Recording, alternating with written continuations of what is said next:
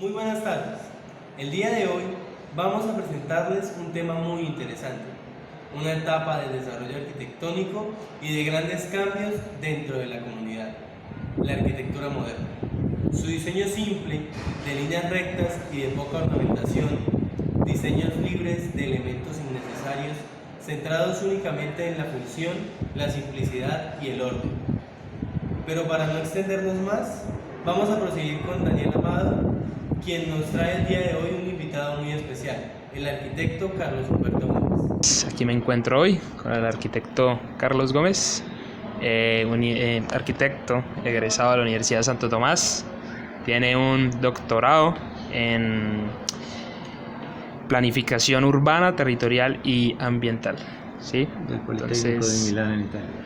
Del Politécnico de Milán en Italia. Así que queremos hacerles unas preguntas así sobre modernismo, generalidades. Así que en la arquitectura moderna podemos distinguir dos líneas, la línea europea y la línea norteamericana. ¿Nos puede por favor decir cuáles son sus diferencias más notorias? Bueno, gracias primero que todo por la entrevista. Es un tema bastante interesante, bastante extenso, ¿no? Bueno, quiero aclarar, ya que estamos aquí, que no hay que confundir, por ejemplo, la arquitectura moderna con el modernismo, que es otro estilo que aparece después del romanticismo. La arquitectura moderna pues la enmarcamos en el siglo XX y domina hasta la Segunda Guerra Mundial, unos años después. Así bien, entonces respondo a las diferencias, que es la pregunta entre Europa y Estados Unidos. Sí, señor. Bueno, naturalmente ahí tiene mucho que ver con la Segunda Guerra Mundial y la devastación que sufrió Europa, las ciudades europeas. Entonces la arquitectura moderna nace como una respuesta a las necesidades de esa depredación, por así decirlo, de las ciudades, y hay que reconstruir, que reactivar con una arquitectura más inmediata, más expedita, digamos así, que pudiera solventar todos esos problemas que afectaron las ciudades. Mientras que en Estados Unidos la gran diferencia es que sí se retoman algunos de los cánones, pero ya se dan respuesta más a la vivienda en altura, a los grandes edificios que albergan varios núcleos familiares, etc. ¿Considera que aún hay aspectos de la arquitectura moderna presentes en los diseños actuales de la arquitectura colombiana? Sí, naturalmente. Sobre todo, bueno, tendremos que remitirnos a ciudades como, yo creo que el bastión de la arquitectura moderna en Colombia pues está en Bogotá, gracias al accionar de arquitectos como Bruno Violi y como Germán Samper, que fueron los padres de la arquitectura, son los considerados como los padres de la arquitectura moderna. Entonces hay todavía edificios que vale la pena visitar, apreciar y estudiar. Se me viene en mente, por ejemplo, el laboratorio Sabot en Bogotá. Sí, hay muchos de esos elementos. Lamentablemente muchos edificios y construcciones de esa arquitectura moderna han sido derribados para dar paso a nuevas tendencias de la arquitectura más contemporánea. A su parecer, ¿cuáles fueron los aportes más importantes del movimiento modernista a la disciplina arquitectónica? Bueno, el uso de nuevos materiales, incursionar más en altura. Aquí se me viene en mente, por ejemplo, un italiano con su futurismo, que es Antonio Sant'Elia, que nació en la segunda década del siglo XX, y con su manifiesto de la arquitectura futurista, ya uno de los primeros pasos. Después Le Corbusier naturalmente, pero el legado sí es nuevas formas, nuevas tendencias, y el uso del hormigón, del acero y del vidrio en la arquitectura, como acaba de decir, responde a esos cánones, y entonces va a crear unas nuevas tendencias, y creo que han perdurado en el tiempo y de una u otra forma han ido evolucionando y se mantiene hasta nuestros días. Respecto a la frase, la icónica frase de Mies van der Rohe, less is more. Menos es más. ¿Qué piensas sobre eso, profe? Hay muchos puntos de vista, es interesante, ¿no? Robert Venturi decía less is boring, o sea, sí. Eso depende, es bastante subjetiva. Bueno, no, yo admiro Mies van der Rohe y yo creo que sí, less is more. Dentro de ese racionalismo y esa simplicidad se han logrado hacer cosas muy interesantes y creo que funciona hoy en día y que una cosa simple no significa que no pueda competir funcional y formalmente en el ámbito de esta arquitectura que cada día busca formas más rebuscadas, no sé, valga la redundancia, porque como decirle el constructivismo, todas estas tendencias nuevas que dejan a uno un poco perplejo y que a veces no se entiende verdaderamente, no hay ninguna relación entre la función y la forma. Okay. En conclusión, me agrada less is more. Está bien. Louis Sullivan, considerado el primer arquitecto moderno de Estados Unidos, dijo: la forma sigue la función. ¿Considera que esta línea de pensamiento debería aplicar como norma general al momento de diseñar? Pues yo creo que sí, desde un punto de vista muy personal, yo creo que aunque se trate de estudiar y de investigar y de ahondar en nuevas formas, la función es importantísima. Entonces, yo estoy de acuerdo con esta posición de la vieja guardia y de Sullivan, inclusive en muchas posiciones de Le Corbusier, no solo como arquitecto, sino como urbanista. Entonces, sí, estoy de acuerdo en esa comunión entre función y forma. Ok. Respecto al apogeo del movimiento moderno, podemos encontrar pues las vanguardias. Así que, personalmente, ¿cuál es su favorita y pues por qué? En realidad, de las vanguardias de la arquitectura moderna no tengo ninguna predilecta en este caso. Yo creo que las preceden sí y las anteceden, que más entonces tendremos que remitirnos al modernismo, y me gusta particularmente el Liberty, que se dio en Italia, o el Giant Steel, que se dio en Austria, y que después también fueron dejando ciertas herencias y que fueron influyendo de una u otra forma en estas vanguardias modernas. Pero yo soy más de la vieja guardia, por algo de renacimiento también, ¿no? Exacto. Y la última pregunta, ya para cerrar, pues hay cierto debate. Dice: la arquitectura moderna deja atrás los cánones de la arquitectura tradicional, como los techos triangulares y la ornamentación. Sin embargo, hay personas que consideran que por más que se quiera huir de estos principios, son ineludibles. ¿Qué opina usted de eso? Estoy completamente de acuerdo. Máxima, que te acabo de decir que enseño Renacimiento. Renacimiento es retraer los cánones de la arquitectura clásica, griega y romana, a ese periodo después del ostracismo del medioevo. Después viene el barroco, después vuelve el renacer con el neoclasicismo. Y yo creo que de una u otra forma van a estar vigentes y latentes en la arquitectura. Por más nuevos estilos y nuevas tendencias y ese afán del arquitecto por una búsqueda en la forma, por hacer construcciones orgánicas o verdaderamente caprichosas, yo creo que los cánones clásicos permanecerán por muchísimo tiempo. Bueno, muchas gracias. Con gusto, es un placer haberles dado mi punto de vista y éxitos. Una muy interesante entrevista, Daniel.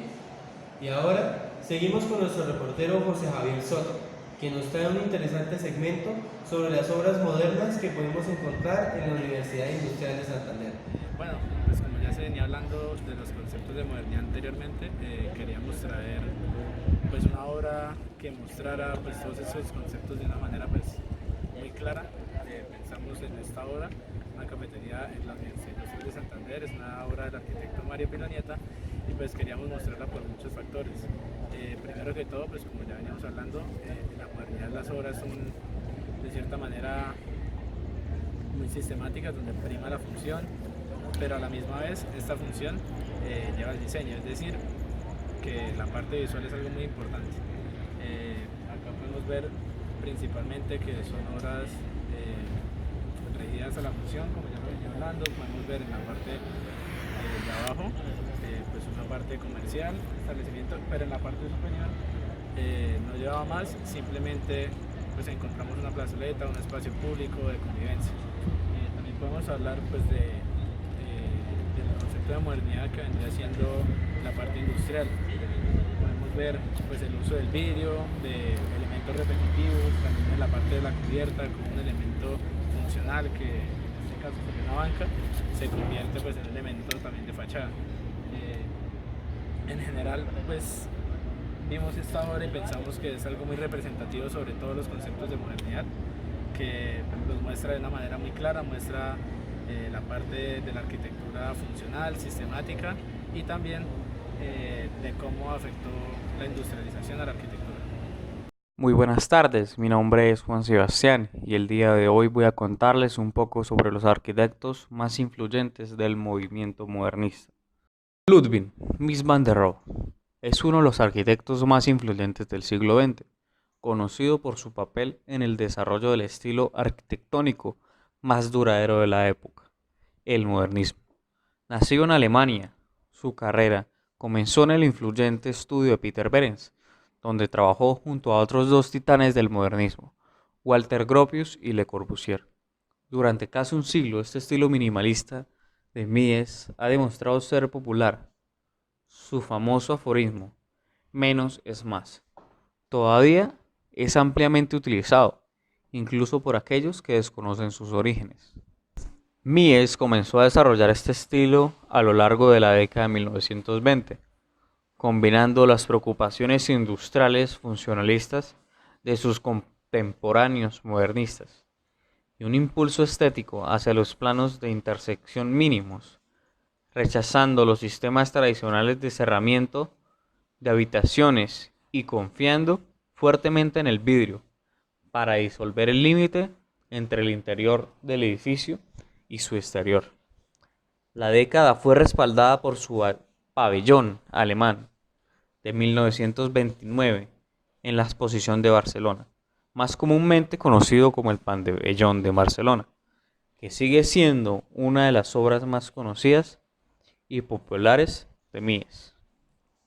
En 1930, Mies asumió el cargo de James Meyer como director de la Bauhaus, escuela fundada y más comúnmente asociada a su fundador Walter Gropius, sirviendo como su líder hasta que se vio obligada a cerrarla en 1933, bajo la presión del gobierno nazi.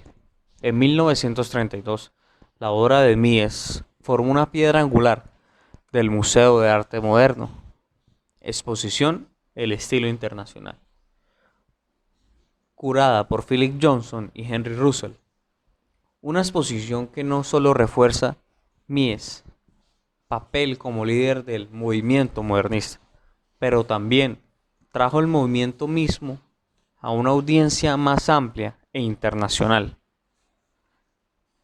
Después del cierre de la Bauhaus y el continuo ascenso de los nazis en Alemania, Mies encontró el trabajo en su país de origen cada vez más difícil. Finalmente, se decidió emigrar a los Estados Unidos en 1937, donde se estableció en Chicago y se convirtió en el jefe del Instituto de Tecnología de Illinois. Zaha Hadid, considerada una de las figuras más influyentes de la arquitectura mundial, nació en Bagdad, Irán, en 1950, en una familia de clase alta árabe suní. Zaha Hadid fue educada en la capital iraquí, en una escuela dirigida por monjas católicas francesas, y continuó su educación secundaria en Suiza y Reino Unido. Regresó al Oriente Medio para estudiar matemáticas en la Universidad Americana de Beirut entre 1968 y 1971. Después de obtener su título, regresó a Londres para estudiar en la Asociación de Arquitectura de Londres, donde se graduó en 1977 y en donde también ejerció como profesora.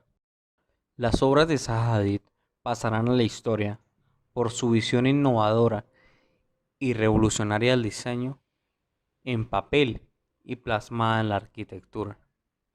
Su uso magistral de la línea curva, su inspiración a otros grandes arquitectos posteriores y por su ardua y fructuosa lucha por destacar como mujer en el panorama arquitectónico principalmente masculino. Le Corbusier. Este increíble arquitecto fuera de serie es un ícono del modernismo que ha logrado plasmar su nombre con letras doradas en la historia de la arquitectura.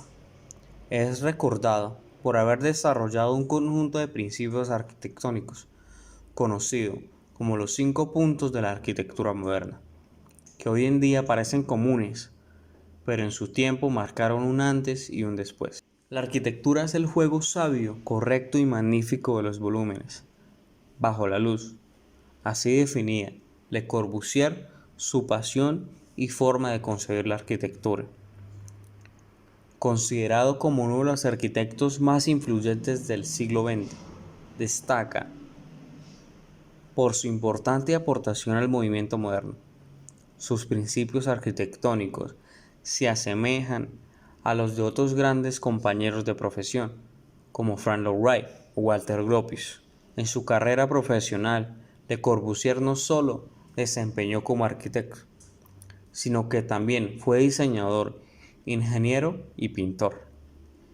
Las ideas revolucionarias e innovadoras de Le Corbusier han influido de manera decisiva en la concepción actual de la arquitectura.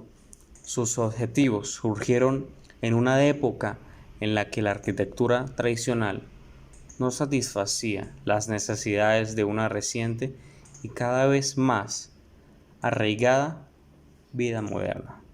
Ante esto, Le Corbusier veía necesario la creación de una nueva arquitectura, estableciendo varios puntos fundamentales: utilización de pilotes o elementos de sustentación, jardines en los tejados, libre formación de plantas y contacto directo con la naturaleza, ventanales continuos y grandes cristalerías, volúmenes puros. Es así como consiguió crear la arquitectura urbana y racional, en la que influyen la naturaleza y avances tecnológicos. Su obra cúspide, que reúne todos los principios, es la conocida Villa Savoy, construida en 1928 y 1929. Esta vivienda cumple actualmente la función de museo y está protegida como monumento nacional francés. Cada uno de los trabajos de Le Corbusier definen la protección, su búsqueda como arquitecto, naturaleza, funcionalidad, autosuficiencia, luz y belleza. Valores unidos han dado como resultado importantes obras que marcaron un antes y un después en la arquitectura.